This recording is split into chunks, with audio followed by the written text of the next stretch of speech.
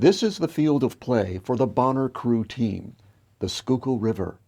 It may look peaceful and serene, but rowers remember it a little differently. So about halfway through the race, getting towards the finishing line, and legs are on fire, can't breathe, forearms are a mess. You get tunnel vision, but you just keep rolling.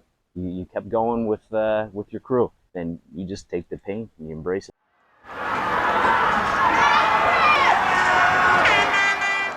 The race is 4 minutes and 20 seconds of pushing the human body to its limits. But the real work happens the winter before. While the river is covered in ice, the rowers are hitting the weight rooms, ergometers, and stairs.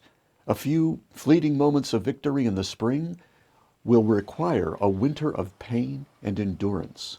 We ran every day. The minimum we ran was 2 miles a day.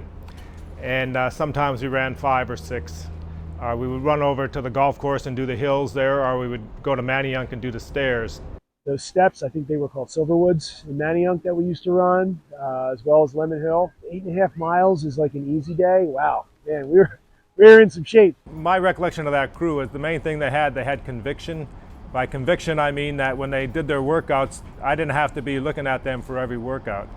Like, I gave them the workout and they did the workout. When the ice on the river begins to thaw, it's time to build a crew. But not everyone makes it through the winter. Never had to cut a guy that I know of. People just quit on their own. Those who survive the grueling winter workouts must now find a seat in the winning boat. Seat racing is what is done. It's the equivalent of having the whole team line up and see who comes in what place. And sometimes you'll switch a guy from boat A into boat B and see who wins. Every young man in the 1992 Lightweight 8 must earn his seat. To keep it, he will have to earn it at every race and practice. You're only as good as your teammates. So there's a degree of helping each other, and everything feeds on that. After a few weeks of seat races, the Lightweight 8 lineup is set, and it isn't based on seniority. You know, I'm a 15-year-old sophomore, just trying to figure it out. It was intimidating at first until we all started hitting together. And then, we basically became, one team. And we really, obviously, we clicked together, which is why we're here today. Our men were fitter than anybody else in the race. And that bred confidence. The guys had that confidence. They got on that starting line. They were ready to go. Well, St. Joe's Prep was always a top lightweight program. We shared the same boathouse with St. Joe's Prep, so they have an endowed rowing program, which is well over $1 million today.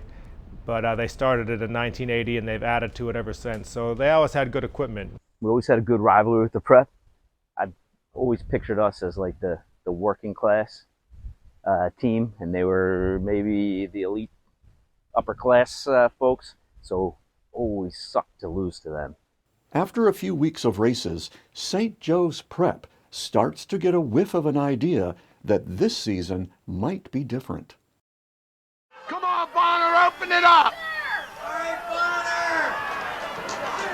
Bonner! Yes!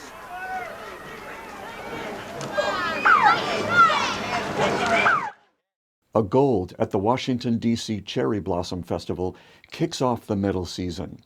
It is quickly followed by another gold at Catholics. Come on, Bonner! Finish! Yes! Bonner, Prep. After claiming another gold in the city championships, winning is no longer a possibility. It is now expected. Nerves are beginning to fray. The next week, Lightweight 8 crews from around the country descend on Philadelphia for the Stotesbury Cup Regatta. Bonner's lightweights defeat them all. Only one race remains.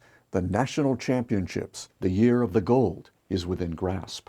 The Lightweight 8 crams into a passenger van to travel to Washington, D.C. for nationals on the Occoquan River.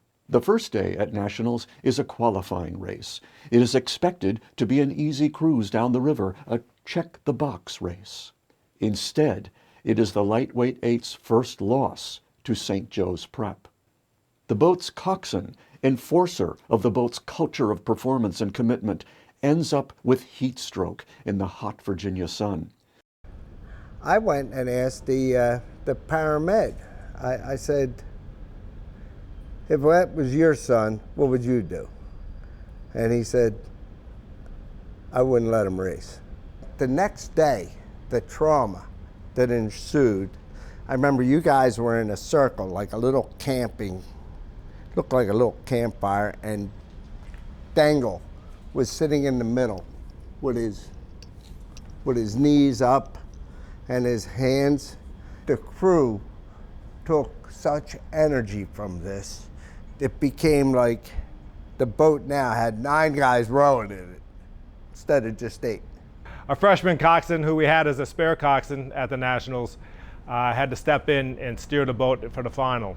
The crew gathers together in a circle and visualizes every stroke of the race, including crossing the finish line first. All right, Bonner!